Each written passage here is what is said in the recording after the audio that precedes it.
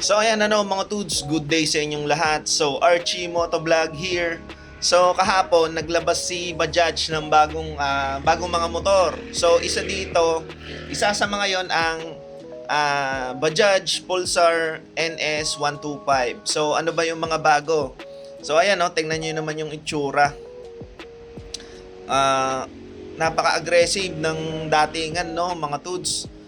Ano ba yung mga bago sa bagong NS125? Kasi nung nakaraang or yung naunang series ng 125cc ni yung dating 135 ginawa niyang 125. Ngayon, all new na to kasi ang makina nito iisa na ang spark plug mga tuds. So tingnan natin kung ano yung bago. So ayan mga tuds, tingnan niyo naman yung itsurahan. LED lights. Pero yung kanyang placers ay incandescent pa rin mga tuds. Ang ganda ng mga curves ng body mga tuds. NS na NS pa rin ang datingan. Credits nga po pala kay 91 Wheels sa aking sa mga picture na ito mga tuds Ito naman yung kanyang bagong full digital dashboard. Ayan, forma din.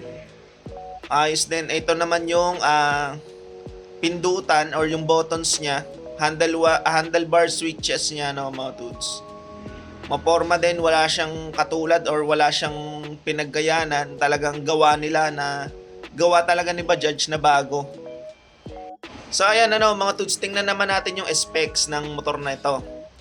So credits po kay Street Moto. Ayan, Bajaj Pulsar N125. Ang Pulsar naman, mga tuds, sa ano lang yan, sa India lang ang tawag dyan. Pagdating dito sa atin, Roser na ang tawag dyan. Kasi, ewan ko lang din, parang ang tawag nga nila dito, Pulsar. Pero, sa kanila, Pulsar. Sa atin, Roser. No? So, 124.6cc, single overhead cam, 2 valves mga tuds, air-cooled, 5-speed manual transmission, 9.5 liters fuel tank capacity. Power niya 11.8, tapos ang torque niya 11 Newton meters. 54 by 54.4 ang kanyang bore and stroke mga tuds. So ano ba yung mga bago? Ayan, naka-equip na siya ng combi brakes. Yan, naka-combi brakes, naka-phone connectivity, may idling stop sa manual transmission mga tuds. ISG starter mga tuds Tapos napakatipid. Kitang-kita naman 54 by 54 ang kanyang engine layout. 50 kilometers per liter ang ang approx or kumbaga average fuel consumption mga tuds. So gulong niya, syempre 110/80 sa likod, 80 by 100 sa harap. By 17 po parehas preno niya, syempre, drum brake sa likod, disc brake naman sa harap. Kumbaga parang budget meal siya, So, mga tuds, kung sawa ka na halimbawa or gusto mong maiba, ayaw mo na ng mga scooter or hindi mo talaga trip ang scooter, pwede mong i-consider to, yung bagong Bajaj Pulsar N125. Budget meal sa halagang 79,888, Meron ka ng Street Fighter looking na motor pero budget meal.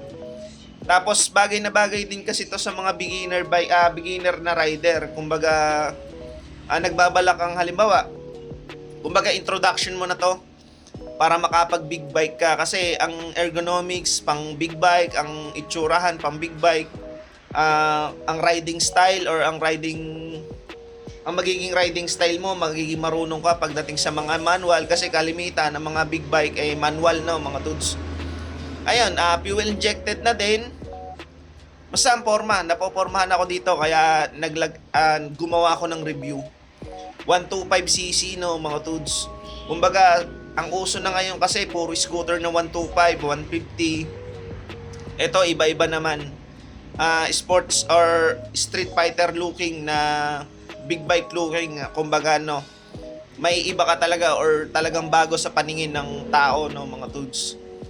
So ang maganda lang or ang pros ng ganitong motor, syempre kung ikukumpara mo sa scooter, mas tipid sa maintenance kasi ito chain drive, Hindi na katulad ng ibang scooter na ano na may papalitan ka sa mga CVTs ganyan na napakamahal. Ito ganyan.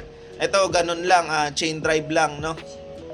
Kasi nga manual, kaya lang ang ano nito, ang cons naman nito, syempre hindi mo makukuha yung comfort ng automatic dito kasi declutch nga, no, mga tuds. So yun lang.